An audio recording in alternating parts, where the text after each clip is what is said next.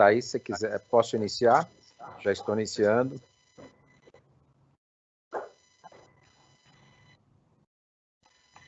Já está valendo. Quem é que vocês que vão começar? Primeiro agradeço Tânia, agradeço Janete, duas professoras, doutoras, com grandes certificados, toda essa, como é que eu posso dizer, um monte de PhDs que vocês são. Não vou ficar falando muito aqui, vocês têm toda a palavra para continuar, por favor, e iniciar a apresentação de vocês, que vai ser um bate-papo, né, Tânia e Janete? Eu acho que é isso? Sim, essa é a ideia. Então, vamos lá. Estou todos ouvidos, eu, Flávio, que estamos aqui ajudando, e eu preciso ver quantos que estão aqui no nosso pessoal. Vamos lá. Sim. Bom. Quer começar, Janete? Isso. Boa noite a todos. Primeiro, aí, muito obrigado. Eu agradeço o Spark aí pelo convite, né, a oportunidade de estar aqui dividindo com vocês aí um pouco da minha experiência nessa área de analytics e a utilização dos IoTs, né? Eu vou tentar aqui trazer alguns casos reais para a gente conversar, aqui trocando, né, umas ideias com a minha colega Tânia.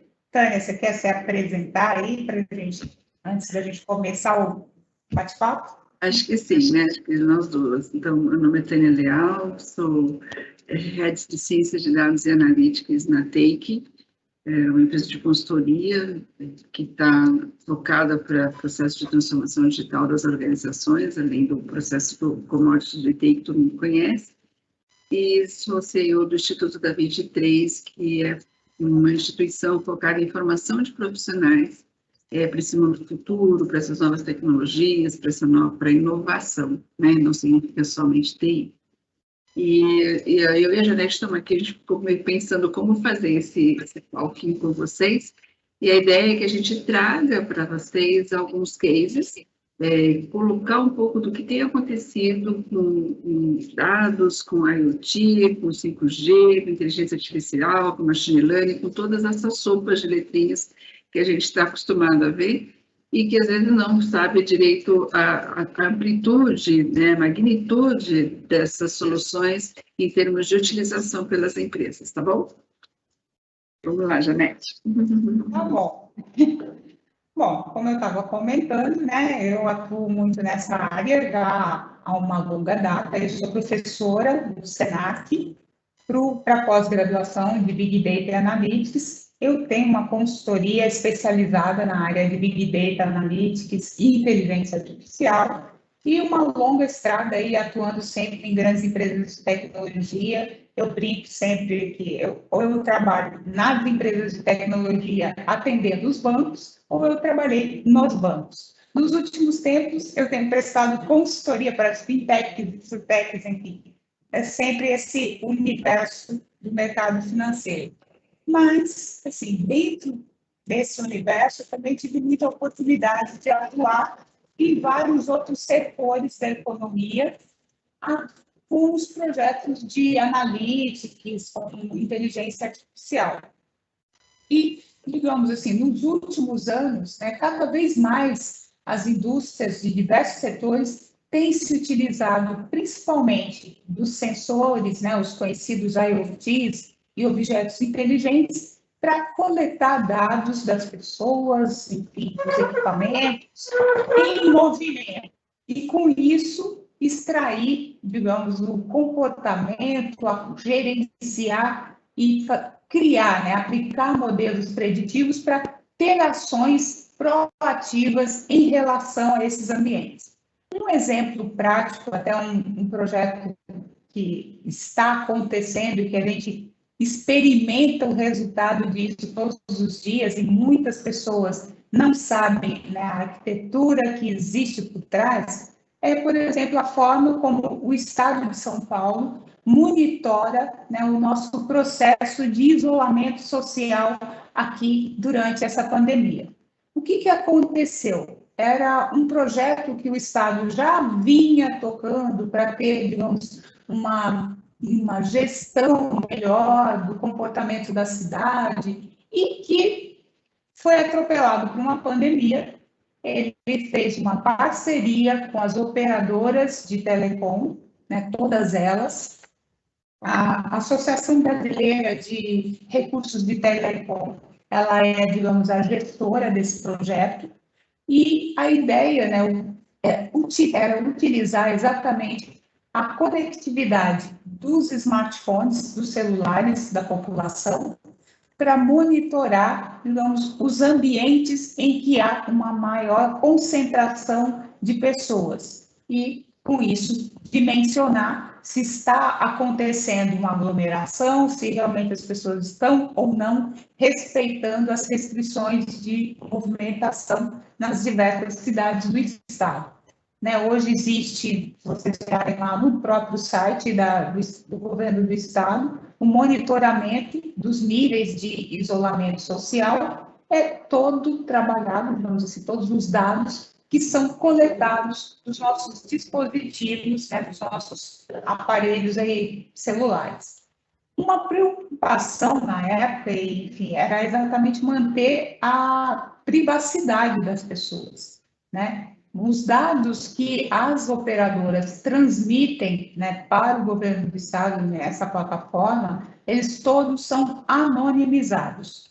A intenção é exatamente monitorar no período das 22 horas até, né, assim, onde o celular dormiu até as 4, 5 horas da manhã, essa região, quer dizer, a pessoa mora ou dorme ali. Se aquele celular sai daquele circuito, né, isso é controlado através das herbes, que são as antenas, né, que controlam o movimento da telefonia celular, ele consegue mapear se aquela pessoa saiu daquele ambiente de isolamento e está transitando pelas cidades. Mas tudo isso é somente, digamos assim, acompanhando, né, fazendo esse tracking do aparelho, não da pessoa. Então, um ambiente anonimizado.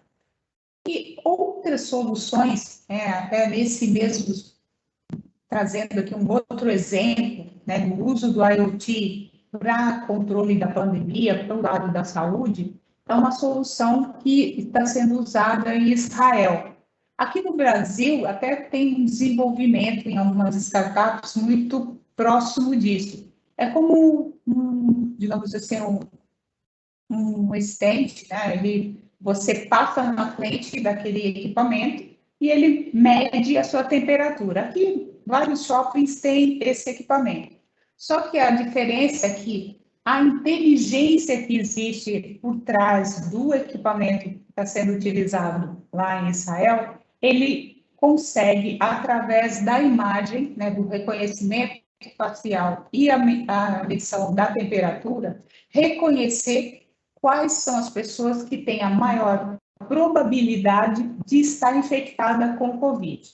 Alguns estudos, né, científicos da doença da Covid detectaram que o tipo de febre específico desse vírus é diferente do que uma outra febre de resfriado que a pessoa possa ter.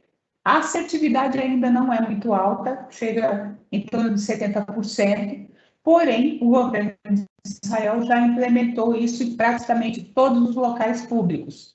Então, se uma pessoa passa na frente de um daqueles equipamentos e é detectado que ela tem essa característica de febre, que é provável de Covid, essa pessoa, lá eles não estão anonimizando, eles mandam a mensagem para a pessoa que ela tem, né, esse risco, e ela é encaminhada a fazer um teste, né, efetivo para detectar se ela realmente está ou não contaminada. Então, assim, existe todo esse gerenciamento, essa conexão entre equipamentos, entre as diversas bases de dados e os modelos estatísticos por trás de tudo isso, gerando essas informações em tempo real para uma tomada de decisão em tempo real. Então, muitas vezes as pessoas acham que o IoT é algo do futuro, que não está acontecendo hoje, mas, digamos assim, o que todos nós estávamos aí esperando acontecer nos últimos 10 anos, aconteceram nesse último ano, né? E o processo está cada vez mais acelerado nesse sentido. Outro exemplo também que eu trago é, aí, digamos, mais na área da indústria automobilística, é o exemplo do novo carro da Volkswagen, Nivus. Ele é considerado um carro inteligente, né, porque ele tem agora aí um manual cognitivo.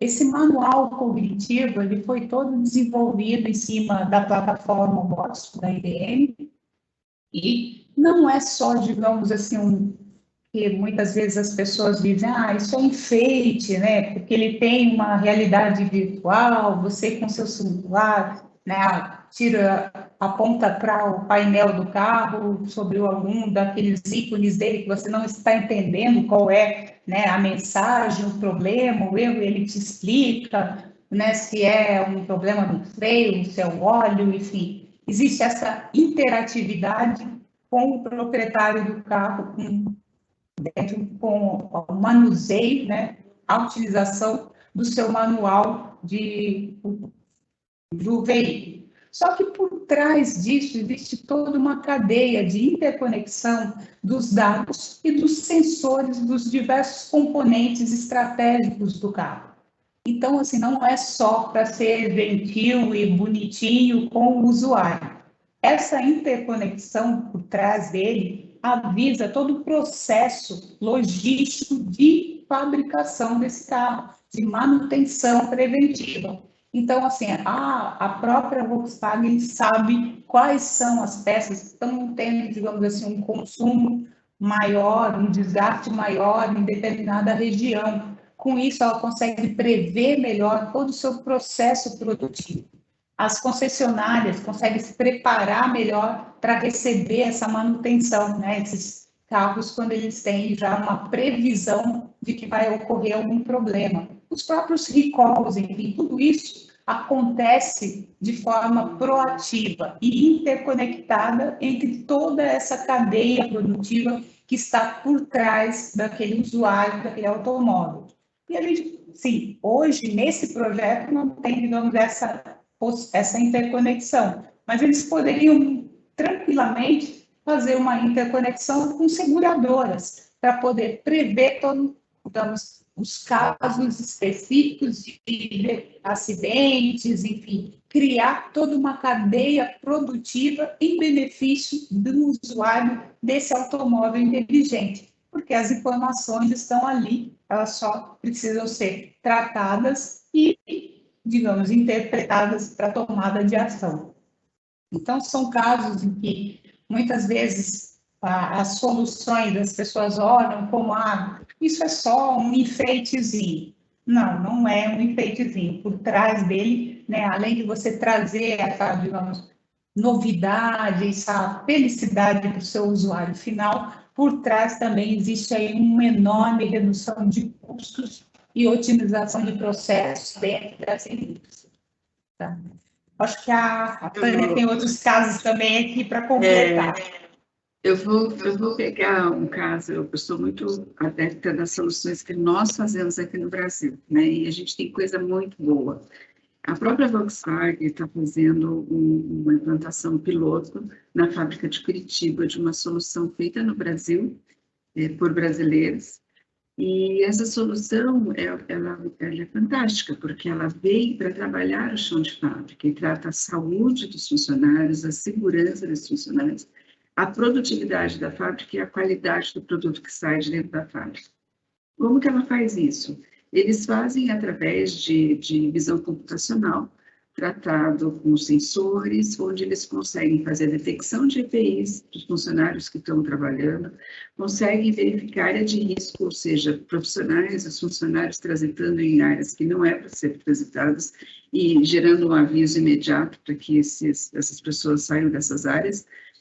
O novo caminhão da Volkswagen feito aqui no Brasil, ele vai ter um detector de fadiga, de forma que vai verificar quando o motorista tiver com a expressão, né, de sono, né, de fechar os olhos por mais tempo, e também de se falar no celular, que é umas grandes causas de acidentes. Então, esse tipo de solução que a Volkswagen está colocando no Brasil vai ser colocada para o mundo inteiro, e essa solução é feita por brasileiros. Como que essa solução vai medir produtividade? Ela vai medir produtividade pelo caminho que o funcionário faz dentro da fábrica, através da detecção do melhor caminho para que ele possa executar o seu trabalho, que é uma coisa muito bacana. Isso é feito através de deslocamento, mapa de deslocamento, mapa de calor, e também, onde tem trânsitos de mais de um funcionário, qual o melhor caminho que ele tem que fazer. E isso gerando dashboards importantes para a empresa, para que ela possa estar melhorando a produtividade dela. Na parte de saúde, essa solução que está sendo colocada aqui no Brasil como piloto, ela vai detectar a parte ergonométrica, né? Então, a ergonomia do profissional na hora que ele está trabalhando em determinado equipamento. E isso, em termos de acidente de trabalho, de afastamento, isso melhora também o resultado da organização, além de melhorar a saúde dos seus funcionários. E tem uma coisa muito importante, que é a qualidade do produto que sai ao final. Através de imagens e de um treinamento, né, desses robôs, ele vai conseguir detectar se o produto que está saindo tem a mesma identidade daquilo que ele foi treinado para detectar, impedindo, assim, que produtos saiam da linha Fabril com a qualidade exigida pela Volkswagen. Então, assim, isso é brasileiro, está implantado, já está no chão de fábrica e está sendo levado para todas as fábricas do mundo. Eu gosto de trazer esse exemplo porque dá patriotismo, né? Dá um monte de coisa, assim, eu sou muito patriota, eu adoro coisas feitas no Brasil. Eu vou falar de um outro exemplo agora, que acho que é o último exemplo, senão a gente vai estourar o tempo, né, Paulo? Que é de uma central, que às vezes as pessoas não conhecem, mas o Rio de Janeiro, para a Copa do Mundo e para as Olimpíadas, criou um centro de operações. A Prefeitura do Rio criou esse centro de operações. E esse centro de operações, assim, enorme, aquelas telas maravilhosas, um monte de telas na frente, com sinais, com dashboards, com informações, extraídas de várias fontes de dados. Então, veio do Waze, veio da parte de energia elétrica, do saneamento básico do Rio, de órgãos de segurança, de trânsito, e todos esses dados coletados, utilizando a internet das coisas. Então, a gente está falando de cidade inteligente, né? Seria ótimo se fosse, e se continuasse e se melhorasse. A gente está falando de uma cidade em processo de caminho da cidade inteligente. Todos esses dados concentrados, tratados e com informações que imediatamente apontam determinadas situações dentro da cidade do Rio de Janeiro. Isso foi muito utilizado durante a Copa do Mundo e também durante as Olimpíadas. Hoje continua em funcionamento, mas a gente não teve grandes evoluções desde então, é uma pena. Mas é uma solução que veio num momento importante e que, se tivesse a evolução necessária ou a evolução requerida, podia estar sendo espalhado para as grandes cidades, para os grandes centros da cidade de São Paulo, né? Acho que esse exemplo é feito no Brasil, por empresas brasileiras. A IBM participou desse projeto junto, dando todo o suporte, execução, enfim, para a execução desse grande portal, né? Dessa grande central.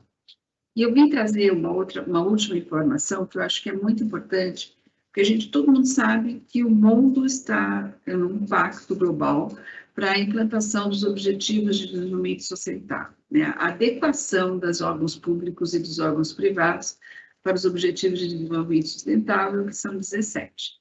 Então, fome zero, desigualdade social, desmatamento, uma série, a parte do meio ambiente, uma série de metas para cada um desses princípios que precisam ser atendidos pelos órgãos. O World Economic Forum, ele desenvolveu, utilizando o IT, ferramentas que vêm auxiliarem a adequação do ODS pelas empresas, pelas organizações, tanto públicas como privadas. E o que eles estão fazendo? Essas soluções, elas vêm tratar a parte de recursos hídricos, gerenciamento de recursos hídricos para evitar gerar alagamentos, gerando alertas, né? Então, a gente tem aqui Buenos Aires, que desde 2013 já não tem alagamentos na cidade, que eram do estilo de São Paulo, estilo do Rio de Janeiro, né? Desde 2013 não tem mais. Então, a World Economic Forum incentiva e desenvolveu soluções utilizando o IoT para isso. Uma outra coisa bem bacana que eles fizeram é a parte de alertas para desmatamento e incêndios florestais. Então, a gente tem aqui no nosso país uma discussão muito grande com relação a isso, mas é algo importantíssimo dentro do Pacto Global, que existem entre 80 países para efetivamente diminuir o desmatamento e impedir, desacelerar incêndios florestais. Uma outra solução que eles, acho que são 5 as principais, a última solução que eles fez foi de monitoramento de animais em riscos de extinção. Então, com isso, você consegue trabalhar uma das metas dentro do ODS referente ao meio ambiente, né? A parte de proteção à vida marinha, fazendo rastreamento, né, desse peixe, desde o momento que ele é pescado pelo pescador, né, por meio de um GPS, e aí controla uma pesca ilegal, porque ele tem ali um sensorzinho, um chipzinho, que vai ficar monitorando, e se esse peixe for pescado num período em que não pode haver pesca, existem algumas ações e sanções para ser feitas para isso. E a gente viu, né, durante os estudos que estão sendo feitos, olhando os Objetivos de Desenvolvimento Sustentável, internet das coisas, inteligência artificial e todas as outras letrinhas que a gente conhece, que mais ou menos 85% das metas existentes para os Objetivos de Desenvolvimento Sustentável, e que é um pacto no mundo, para um mundo melhor e mais sustentável, pode ser atendido por internet das coisas.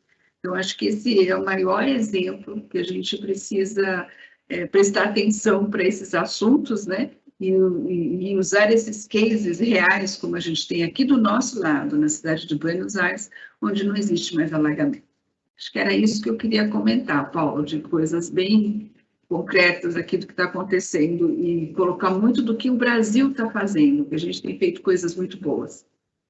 Eu tenho certeza disso, inclusive esse final que você falou da ODS, que são os 17 temas, né, que o World Economic Forum faz, esses 80 e tantos % desses 17 temas que o World Economic coloca como prioridade, ser coberto por internet das coisas e por inteligência artificial e todo esse ecossistema que forma a internet das coisas, é muita responsabilidade, que acho que quando a gente começa a falar sobre tudo isso daí, então a gente tem aí que olhar com muito carinho o trabalho que você, Janete, e todos os associados à BIM que fazem, cada um no seu pedaço, vai trazer essa sustentabilidade para o país, para a gente ter uma coisa um pouco melhor, para a gente viver melhor e sair um pouco dessa loucura.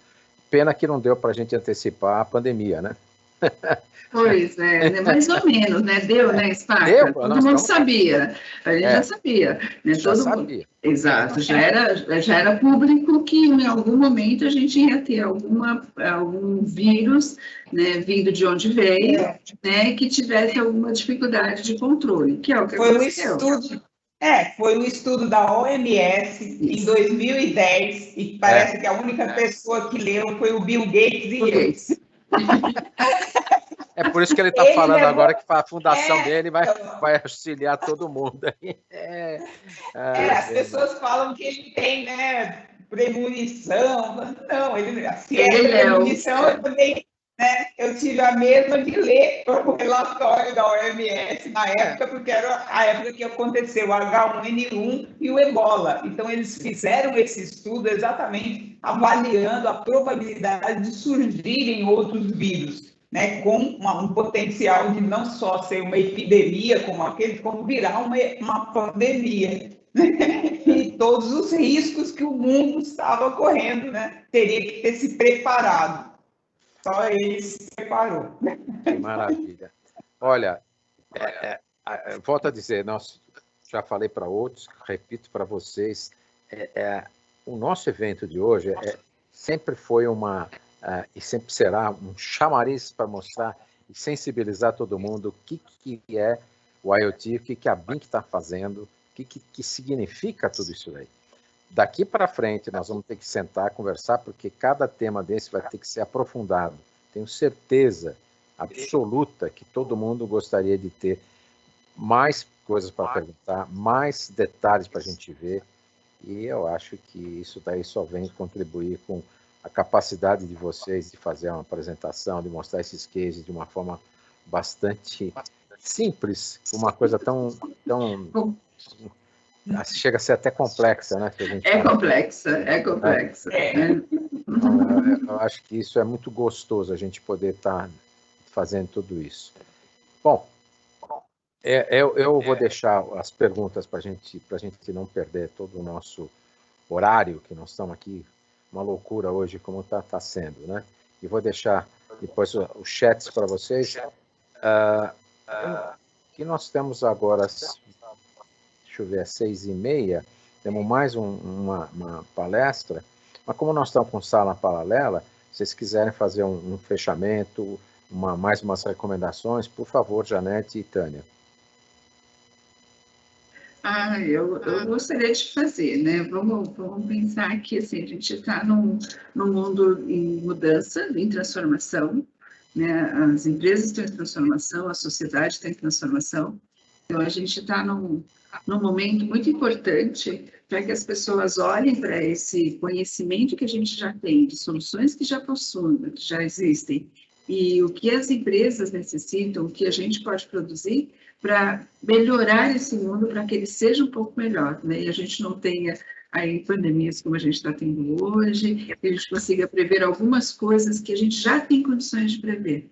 Só tratar um pouco os dados e começar a coletar, né, Spaca, um pouco dos dados que estão por aí e tratar esses dados de uma forma carinhosa, que a IoT está aí, a nuvem está aí, está tudo aí. É só a gente começar a tratar isso tudo com carinho, que a gente vai começar a ter resultados positivos para a sociedade. E esse carinho significa muito de responsabilidade. Né? Muita responsabilidade.